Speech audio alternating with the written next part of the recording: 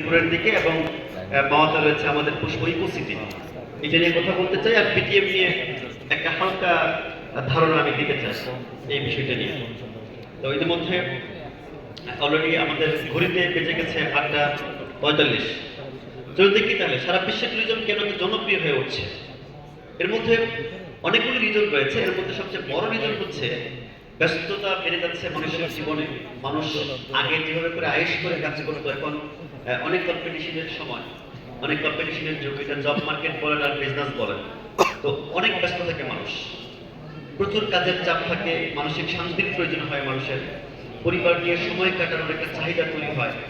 এই জন্য কিন্তু মানুষের জীবনযাপন যেটা আছে এটা কিন্তু আস্তে আস্তে চেঞ্জ হয়ে যাচ্ছে, বদলে যাচ্ছে। এখন মানুষ প্রচুর ভ্রমণ করে, ছেলে মেয়েকে বাইরে বেড়াতে যায় সপ্তাহে অন্তত একদিন। কারণ ছোট ছোট বাচ্চাদের কারণে কিন্তু ঘরে আর বসে থাকা যায় না। যখনই দেখবেন ছুটির দিন চলে আসছে, আপনার বাবা মাকে কিন্তু বাধ্য করছে তারা বাসার বাইরে নিয়ে যাওয়ার জন্য। তো এটা একটা লাইফস্টাইল হয়ে গেছে কিন্তু বর্তমান সময়ে।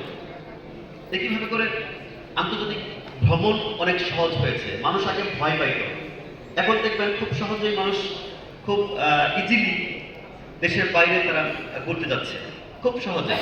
তো সেক্ষেত্রে বিমান ভাড়া তুলনামূলক আগে যেরকম ছিল এরকম অনেক কমে গেছে।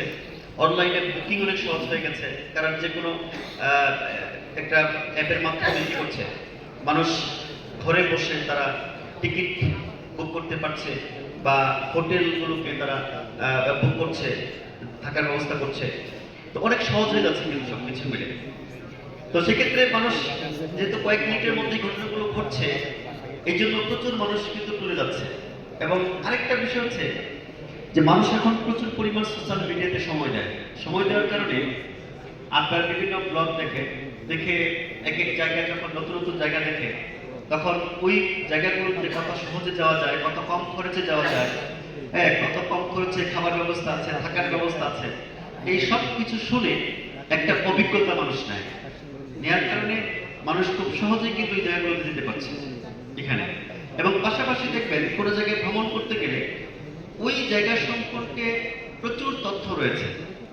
আপনি যদি ধরেন এআই কে জিজ্ঞেস করেন, ফর এক্সাম্পল চ্যাট জিপিটি কে জিজ্ঞেস করেন যে ওই জায়গায় আমি যেতে চাই, ওই জায়গায় কোন কোন জায়গায় পরিবার নিয়ে ঘোরার জন্য পারফেক্ট হবে বা ঘোরার জন্য কোন কোন জায়গা বেস্ট, দেখবেন চ্যাট জিপিটি আপনাকে সুন্দর করে একটা গাইডলাইন দিয়ে দিয়েছে যে কোন কোন জায়গায় আপনি ঘুরতে যাবেন, হ্যাঁ, কোথায় কম কত খরচে ঘুরতে যাবেন আপনি, সবকিছু। তার মানে অনেক সহজ হয়ে গেছে। কিন্তু এই সহজ হওয়ার কারণে মানুষ প্রচুর পরিমাণ কি করছে, আপনার ট্যুর করছে, বিনোদন করছে। কিন্তু সামাজিক যোগাযোগ মাধ্যমের একটা বড় প্রভাব রয়েছে এখানে।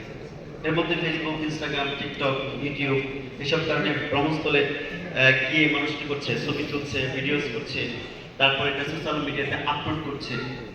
এই জন্য হলো কি করছে, মানুষ প্রচুর ঘোরাফেরা করছে, কারণ তার ফ্রেন্ডদেরকে দেখাচ্ছে। এখন হচ্ছে একটা পার্ট, লাইফস্টাইলের একটা পার্ট হচ্ছে এটা। কারণ কোনো জায়গায় ঘুরতে গিয়ে, খাইতে গিয়ে